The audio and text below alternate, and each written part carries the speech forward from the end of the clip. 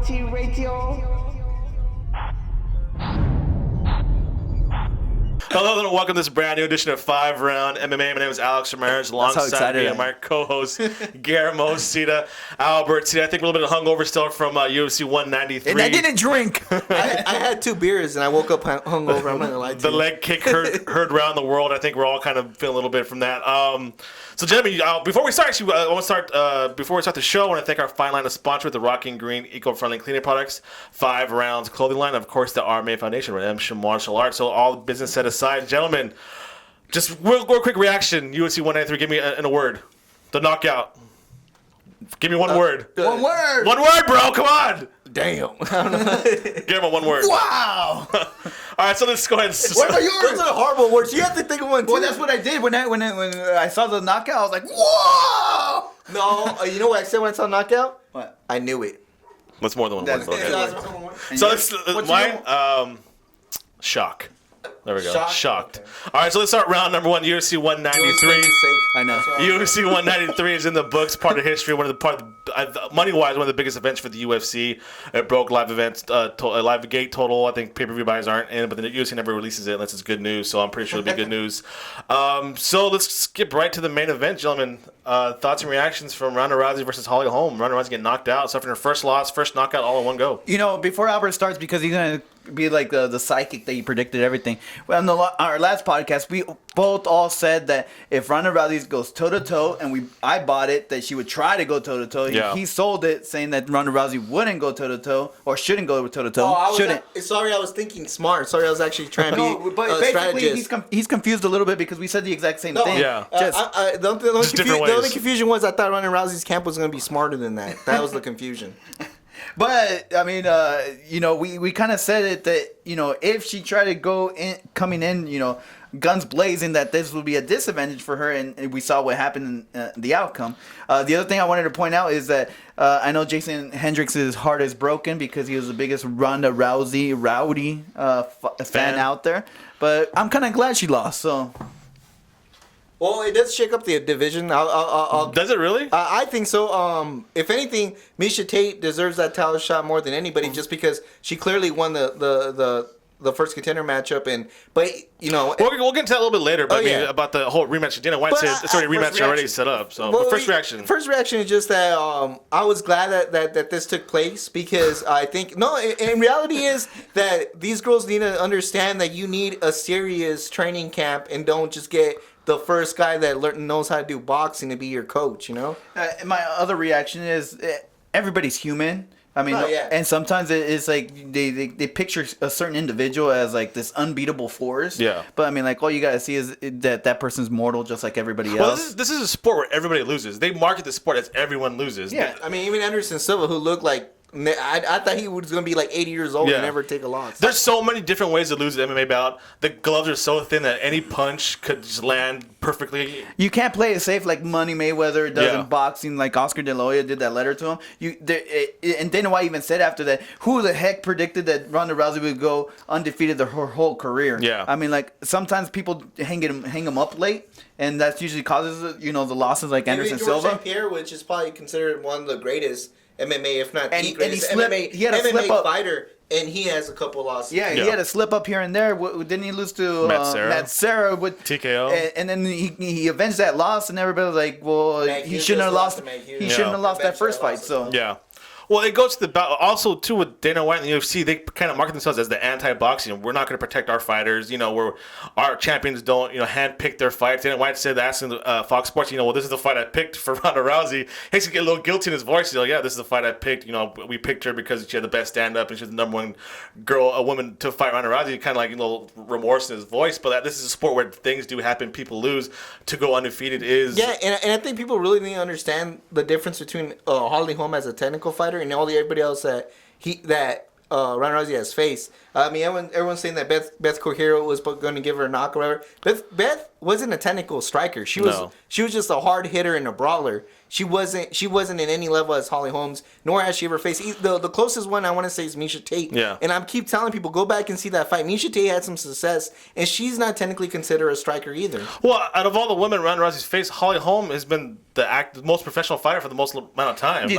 Fighter. The only knock on Holly Holm was that everything was stand up. What was going to happen when she got brought to the ground? Which the thing is, didn't happen. It never happened. So and when it did happen for like that split second, she defended well. She got up really quick.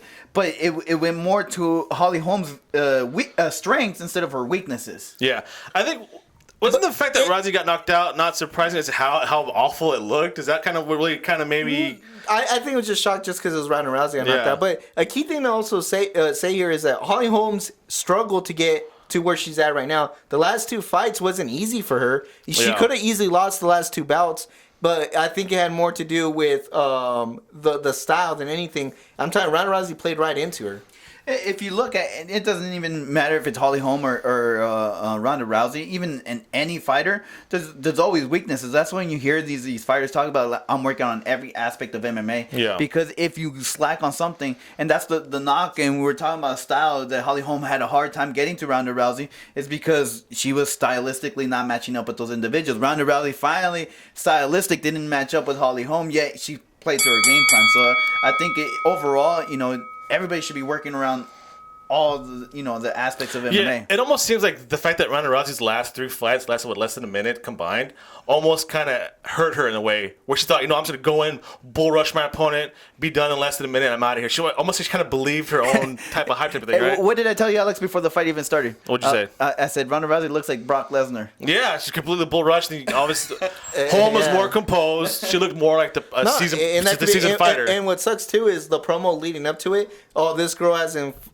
average fight time of 30 seconds or whatever. Yeah. She's her last fight times. That's how they promoted it, so it does Yeah. get to you. I mean, I'll believe the hype if people start talking to me like that. Yeah, or like you pick like your own hype, right? You pick all the fights right and all that stuff. So I think it's going to take a while. Bigfoot on the fight? No, man. Look in the Instagram. I was going for Mark Hunt. I never go against a Super Saiyan. First of all, Super Samoan. Yeah. Super Samoan. That's it for round number 1. Stick around for round number 2, guys.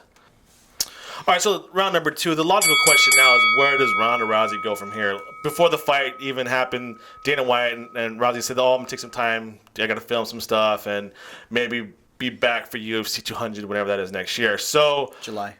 Yeah. July? So maybe July. So should Ronda Rousey stay away for that long or maybe come back and try and bounce back? Well, if anything, I think it sets up that July meeting perfectly because, look, we're in November. All the December cards are lined up. I think it's a perfect lineup for July because if she, of course, she has all this side stuff too going on. So, I think Dana White seemed like a little upset with the results, but, a little upset? He should be happy because now it sets up a huge rematch for UFC 200. It's like a perfect weather of the storm. If you think about it, there's always a silver lining in everything. So yeah, Albert. So do you agree with Ronda Rousey should get an immediate rematch? I don't agree with it, but it's the logical choice. She was.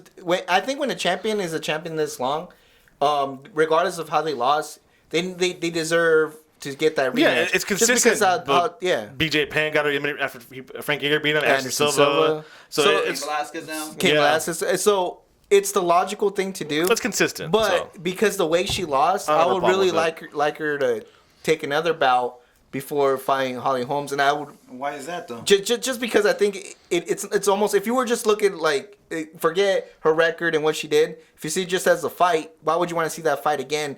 I think Ronda Rousey has to prove that she's the old Ronda Rousey and that that this was just a fluke and stuff like that. The problem though with especially when it comes to any athletic event, you only have that certain day. So if it's an off night, there's grave consequences, and especially in the fight game. It could lead to a loss, which would bring you completely down, all the way down to the rankings. It could be a knockout, which would happen to Ronda Rousey just by taking an off night. So I don't think I think she does deserve a rematch, because what if this is not her off night? Maybe she's on it. Maybe she sticks to. Maybe she had a certain way to approach this fight. Maybe she sticks more to that. Okay, so with that one, the next fight, possibly UFC 200 rematch with Holly Holm.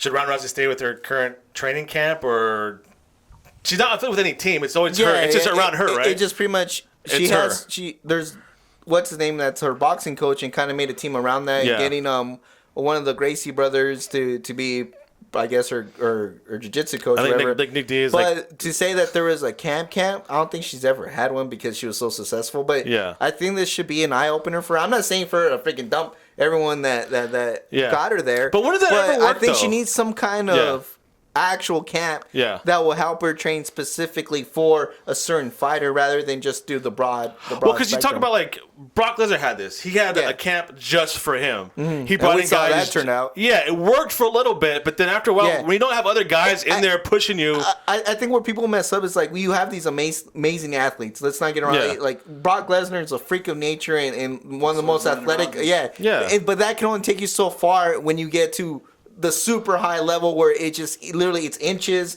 and seconds that make the difference between one person and another. And like Brock Lesnar, I really do think if he had an actual camp with like other heavyweights, right? Other big guys pushing him. I think he brought in Pat Barry to other heavyweights. Even with his whole stomach issue and stuff like that, which I know it had a lot to do with it. Yeah. I think he could have hanged around a lot longer, and I think he would have won that overring fight. I keep looking back at that overring fight. He shouldn't have lost that fight. That should have been his fight to win. And then Ronda Rousey, who she trained with her 4 horsewomen, and they're just friends, kind of hanging out. Like how tough is their sparring sessions? You know what I mean? And every time you see Ronda Rousey train, she's just going on a punching bag or working with her trainer one-on-one. But how often do you see her sparring with other women, as bigger than the same weight class? Or other men that in the same weight class. Yes. I'm not saying obviously there's other guys that go there. I mean, Jake Ellenberger went there for a while. Yeah. Travis Brownie's there now. But I mean, these guys aren't near her weight that can actually help her with the thing like Paige Van Zandt. I think there's people closer to her weight as far as the alpha males that can help her out and kind of throw each other around. Well, I mean,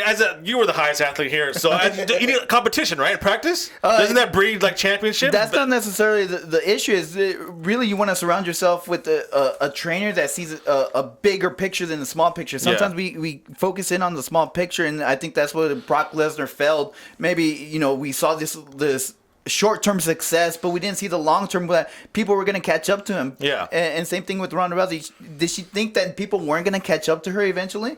You got to keep it evolving. So sometimes you got to look at those small details and not just like rely only on one specific aspect of your game, because people will find your weaknesses. Yeah, I agree. Keep it evolving, like the show. The show's always evolving. And like they always say, iron sharpens iron. So you need somebody else there to help you keep competitive. Yeah, I agree. All right, so for round number 3, let's continue this talk of training camps. And Holly Holm's victory at UFC 193 kind of brought the spotlight back to what was one considered, and probably still is, the best MMA camp in all the whole sport. Whether what Albert says or not. JacksonWinkeljohn has another champion. And for the record books now is now Holly Holm, as opposed to John Jones and a ton of other title challengers. And John Jones is still champion. Yeah, and I think they still claim kind of GSP because he kind of goes there back and forth between TriStar. But so Albert, at one point Carlos Condit too. So yeah, so Albert, you don't think it was really JacksonWinkeljohn as opposed to Ronda Rousey camp's kind of failing, right? I think a lot of people right away want to give Greg Jackson-Winkeljohn, and I'm not saying that they don't know what they're doing. Obviously they do, or else they wouldn't have so many fighters go over there. But what I'm trying to say, I think it was more Ronda Rousey's lack of preparation and game plan than it was Holly Holm's game plan. Come on. I don't agree with that at all. I don't agree with that whatsoever, because you talk about distance. And even in the last podcast, slow it down, keep the distance. That's how you sounded, though. But keep the distance. But who is doing all the work to make sure that she's doing that? Is the camp, Jackson and Winkeljohn. And, it's so crazy. I was telling you when we watched Holly Holm. That's the thing. I think if Holly Holmes was in any other camp, AKA, she would have failed miserably. No. I think they would have saw the same thing that I was saying. They would have said the whole thing, the recipe was keep the distance and slow down the pace. And if it was that simple, any other women's MMA that she's fought. But not every fighter has the same tool as Holly Holmes. Yeah. That's what I'm trying to say. Holly Holmes knows how to work the distance because of boxing. She knows how to slow down the pace because because of boxing. It was her background. Because she trained at JacksonWinkeljohn. But she had all that before she got to Greg Jackson. I think she's there even before, I think. But even like if you think about Bet Kohia and Misha Tate, that you give their stand-up some credit, right? Yeah. Not to the level of Holly Holm, but you give them credit, yet they weren't able to do the same. Can never work the distance the way Holly Holm works the distance. That's what I'm trying to say. But I really do think it was more of an error of Ronda Rousey's camp than it was more. No, but with Holly Holm, you saw aspects of Carlos Khan in there. You saw some John Jones in there. Like it's a whole. But that's not Greg Jackson. Those are individual fighters. But at his camp, though. Yeah, at his camp. It's like saying like, oh, that's DC's signature double leg takedown. Yeah, the credit goes to DC, not to AKA, because but the culture, the culture that can't break. What's the whole point of having coaches though? It's like, oh look, this technique will do it wonderfully against Ronda Rousey. Let's work prime on example this. of if you get just a bunch of fighters together. What are the Black Zillions? Remember, they had horrible success at the beginning. Oh, we got Rashad Evans, we got Anthony Johnson here, we got all these guys here because we're all a bunch of fighters. No real coach. Not until recently until they had to switch to some success. Technically, they still really don't have a real coach. You know what I mean? But obviously, Jackson Winkeljohn, they bring that culture. I have a counter argument to that because technically, even though Donald Cerrone is still a Greg Jackson guy, he technically made his own camp. No, he did. It's the BMF facility now that he does off of Colorado. You don't think he goes to Greg Jackson? No, he still does. But what I'm trying to say, he's got a group of guys together or whatever, and I think this is the best Donald Cerrone has ever done. If you look at since he started this camp, and I'm trying to tell you, even though he still trains with Greg Jackson stuff like that. It shows you that you can make a camp with just great fighters. We're just great fighters. In the last round, we talked about Brock Lesnar and Ronda Rousey having a lack of coaching. Brock Lesnar we talk good fighters. Exactly, yeah. Or a good coach. Fighters in the camp. That's what you guys are missing. Okay, so the fighters are what makes the difference. No, it's actually the coach putting everything all together for that fighter. No, because if DC didn't have Cain Velasquez and vice versa, they wouldn't be as good as they are. So what about what about the alpha males? Even Luke Rockhold. Okay, Team Alpha Male. Okay. Man, those guys are beasts. Yeah, but it wasn't until a coach came in and Dwayne supposedly, if you talk to Uriah Faber, he said that technically it was just it was a perfect storm for Dane Ludwig to come in, and he only made one fighter better. He only made one fighter better, and he took away from the camp. Why did he leave? He left the good fighters and he went with the coach. Before Dane Ludwig, you're gonna tell me that the Alpha Males wasn't a successful camp? Not after. No. You had the Joseph Benavideses, you had Uriah Faber, the Chad Mendes, all these guys before Dane Ludwig. And it was because they had a good amount of guys in there training each other. But they can never get over the hump. What made the difference between Dane? Even when Dane Ludwig, they didn't. Yeah, it's just one fighter. Just one. Well, still one fighter. And why does Dwayne Ludwig give a lot of credit to TJ Dillashaw? He's the one that listened to me the most. And what's up to your favorite? Back to Greg Jackson. Back to Greg Jackson. Greg Jackson has the resume to back it up. Though it's not just one fighter, so you can talk about TJ Dillashaw, John Jones. Well, I think we all agree it's the culture of the gym, right? It can't be all about just one fighter all the time, that's what I'm trying. Right? That was my point that I was trying to make. It's the whole camp and not just necessarily a head trainer. Because in boxing, if that was true, then there'd be a lot more Freddie Roach would be like nobody, right? Yeah, and then that's what I mean. From the street and coach your team, right? I'm just saying the whole camp. Just like the Cowboys coach. All right, so we're going to take a little break right now. But stick around. We're going to talk about Joanna J. and also Dana White's lack of enthusiasm for Holly Holm winning the championship. So stick around, guys. All right, welcome back. Thanks for sticking around. So Holly Holm wasn't the only star of the show at UFC 193. Mark Hunt had a huge walk-off knockout of Antonio Silva. One of his signature moves. Yeah, but I think, if not, the second brightest star was strawweight champion Joanna Joanna J. Joanna champion, JJ. Whatever you want to call her, just make sure you call her dominant champion because she proved again. I'll tell you what, if I were me, Joanna, I'm going to do this to her. Because I'm like, girl, you are number one. In her title defense against Valerie Letourneau, she set 2 striking records, 220 significant strikes landed. That's a record for the UFC. And also 70 leg kicks landed in a fight. So I thought it was a competitive fight. I did too. But I really do think that Joanna J got exposed in the fight. It just sucks that Valerie couldn't capitalize on it. But I do think she got exposed, though. Okay. And I would like to see... Elaborate, please. Well, obviously, we saw in the first round, you got to admit, it wasn't looking so good for Joanna J. And it looked like she was going to lose the title maybe in the next couple of rounds if it was going to continue the same way. The problem was Valerie didn't go back to that well. Yeah, Valerie had one quick takedown in the first round. A little bit of ground and pound, but Joanna was able to kind of scramble back to the top. And I think when she got to field, it was a rough scramble too. It wasn't like she kind of textbooks out of it. So you're saying all the striking records are thrown out the window because Joanna Jędrzejczyk is turtle on her back?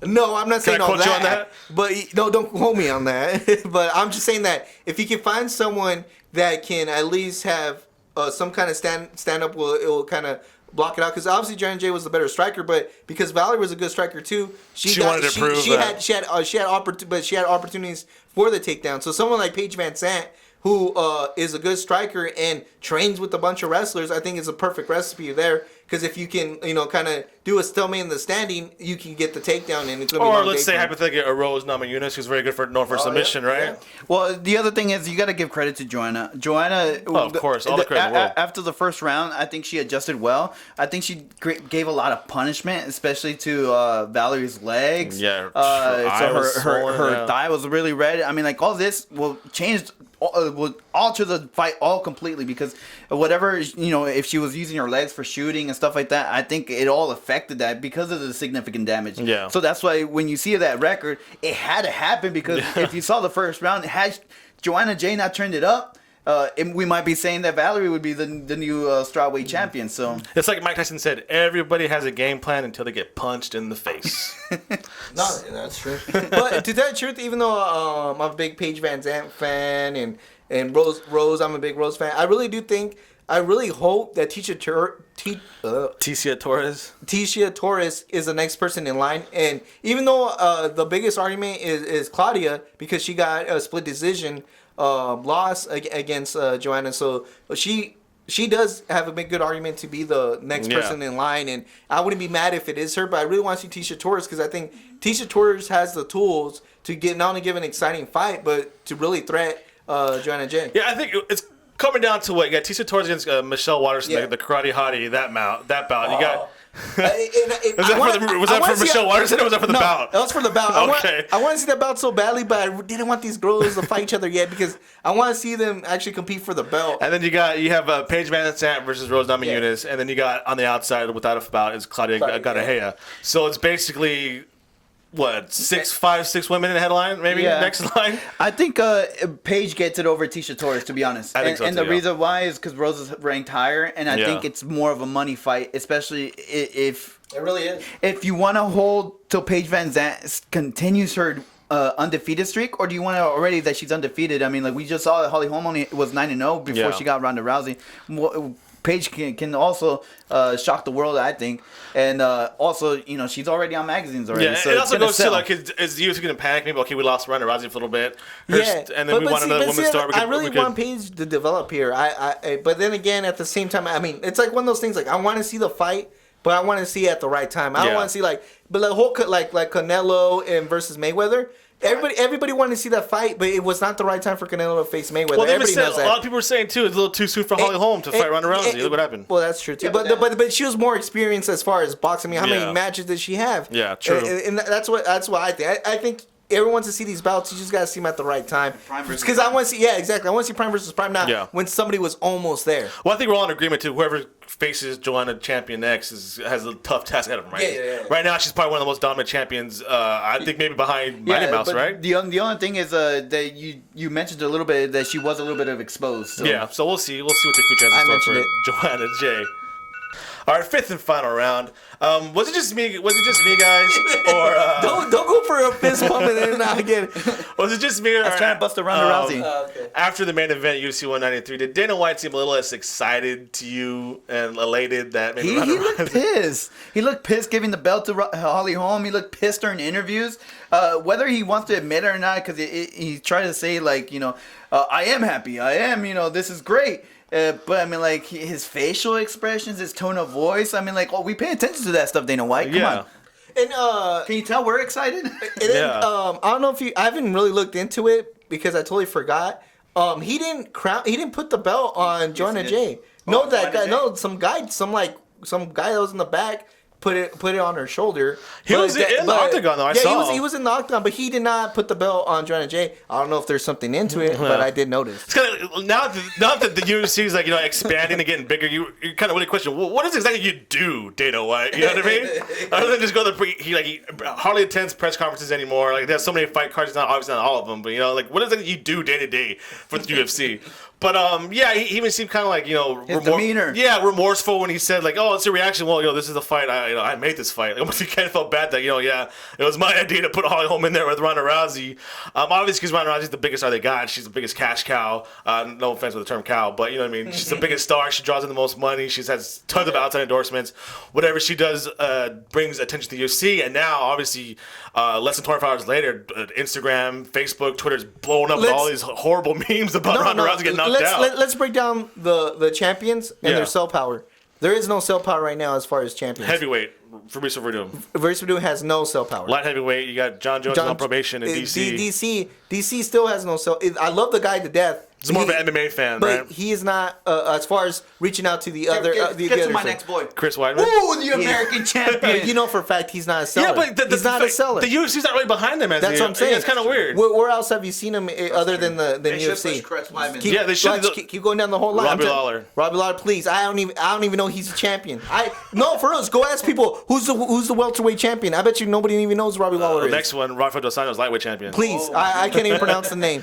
And then you got the Conor McGregor interim champion with Jose. That's probably the biggest one. It's Conor McGregor. So we had to go. How many weight classes till we finally got to a commercialized champion? Well, so you start from top to bottom. From the bottom to top would have been different. I'm just saying that. Okay, we got Conor McGregor. And then you got TJ Dillashaw. That's not marketable right now. And then you got Mighty Mouse. Not marketable at all. We know that. So we pretty much got Conor McGregor. So I'm pretty sure he's a little bit upset that he lost his biggest poster child. Yeah, and now kind of it makes you wonder now how the outside film studios and media how they're gonna perceive for now. Technically, it's Jose Aldo. So let's technically, yeah. Let's keep it technical. Because Jose Aldo has no cell power. This whole week, I defy anybody to open up their Instagram or Twitter account and not find a Ronda Rousey meme about her getting knocked out. Like people are just elated, just pump them out left and right. I mean, the good thing is people's attention span is so short now that by Wednesday we'll forget about it. Yeah, you know what the funny part is I think I saw a lot of people happy with what happened. I think Ronda Rousey was towards the peak, and I think it was all decline anyway because haters gonna hate, bro. Yeah, I mean, I felt that people were hating on her so much. People felt like she was such a villain that they wanted to see the loss. I think people were tuning in, kind of like when you tune in for Mayweather to see him when he's gonna lose. Yeah, and for Ronda Rousey, I felt like everybody was tuning in to see when she's gonna lose. Yeah, but I mean, go back to Dana White as a president of you're supposed to be neutral, right? I do want to make a comment as far as Ronda Rousey's star power. Gina Carano left with the loss, and I think she became, as far as outside of the UFC, more of a star when she lost. Yeah. So to say that Ronda Rousey doesn't have the selling power, well, she lost to Cyborg, and Cyborg is still I think she's still a villain in MMA. So. But it's hard to actually see if Ronda Rousey still has the selling power that she will have, even with this loss. I mean, look at Mike Tyson. The guy bit a guy's ears off, but he still has selling power. I'll still go watch Mike Tyson. True. So, but I think it also doesn't help Ronda Rousey that she lost to a girl whose nickname is the Preacher's Daughter. So you know what I mean? She lost another blonde, lost another blonde hair, a fighter. So the marketability is there for Holly Holm, but like just Dana White, man, you know what? Can you be a little more neutral? And I'm sure Ronda Rousey's your friend and all. Nobody wants to see your friend get knocked out, but you're supposed to have to, during the hours or so you're the president of the UFC. Rousey, the best thing she could have done to make herself marketable was say that she likes Pokemon. I'm pretty sure she gained millions of fans when she acknowledged that. What about the WWE appearance, WrestleMania? Oh, of course, that just put her over the edge. The Dragon Ball Z shirt? Yeah, of course. Yeah. See, look, you know what? You're just trying to sell me Ronda Rousey, and I'm buying it. I'm buying it. You're saying she has a nerd market pretty much countered. And that's the market you need if you really want to. For consistency, right? Yeah, exactly. If you want people to purchase stuff, they'll purchase it. If nerds are anything, they're consistent. I would sell the house if I had to for some cool Star Wars stuff. All right, that's it for today's show, and thank everybody for tuning in. Until next week, make sure to follow us on Twitter and Instagram at FiveRoundMMA. That's FIVE. Like us on Facebook, subscribe to us on iTunes, YouTube, and Podomatic, and please visit FiveRoundMMA.com, and we'll give a big thank you to all of our sponsors. First with Rocky Green eco-friendly cleaning products, 5 Rounds clothing line, and of course the RMA Foundation, Redemption Martial Arts. And also make sure to check out our podcast at FightBookMMA.com. That's FightBookMMA.com. Under the podcast page, got other ton of other MMA podcasts, but I just think ours is a little better than all of them. Albert, what do you got? I just want to say thanks everybody for listening. And if Cesaro loses on Monday Night Raw, I am going to do a protest So if you guys want to sign up, I'll start a petition and stuff like that. Because now. because if Cesaro loses to Roman Reigns, I'm writing. And listen to me, Vince. I will cancel my WWE network. I'm not lying to you. No, I'm gonna cancel it. $9.99. He can't afford that. Oh yeah, me and Gene go get the coffee, the cream of the crop. You are now listening to FRMMA Radio.